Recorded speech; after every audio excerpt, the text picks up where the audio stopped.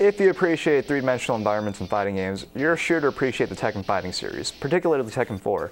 While the gameplay of the Tekken fighting series differs from other two-dimensional mechanics of other fighting games such as Street Fighter and King of Fighters, Tekken still ranks fairly high on my list of all-time favorite fighting games. And excluding Tekken Tag Tournament, Tekken 4 was the first canonical chapter for the PlayStation 2.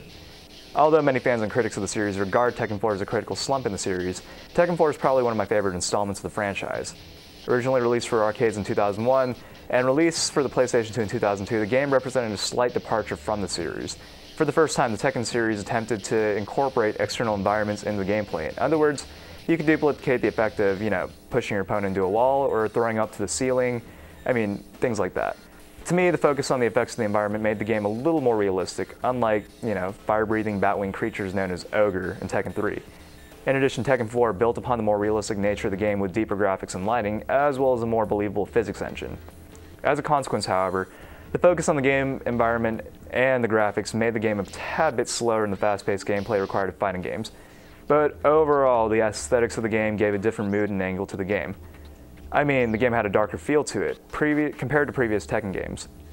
With plot, I would have to say that the story of Tekken 4 was one of my favorites, and the ambiguous ending didn't leave me unsatisfied, but rather thirsty for Tekken 5.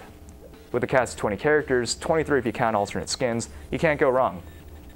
This installment of the franchise introduces new characters such as the English boxing champion Steve Fox, capoeira practitioner Christian Montero, Vale Tudo champion Craig Marduk, and Combat, who's really just a replacement for Mokujin. And Tekken 4 also, brings back your fan favorites with the likes of Jin Heihachi and of course the return of Kazuya. And with the return of Kazuya, Jin became an entirely different character from his look to his gameplay.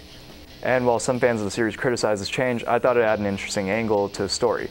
And speaking of stories, Tekken 4 introduces a variety of intertwining plot lines which range from Heihachi's lust for power, Jin's path for redemption, and Kazuya's quest for revenge. Like I said, the dark and more realistic feel to the game is what I appreciated most about Tekken 4. Aside from the plot and gameplay, you're also sure to enjoy Tekken Force, which is a beat-em-up style side quest, and of course it takes the Tekken Force mode from Tekken 3 a step further with an over-the-shoulder view and the abandonment of a side-scrolling mode. Overall, while the game ranks low with critics, it ranks high in my books as one of my favorite fighting games of all time.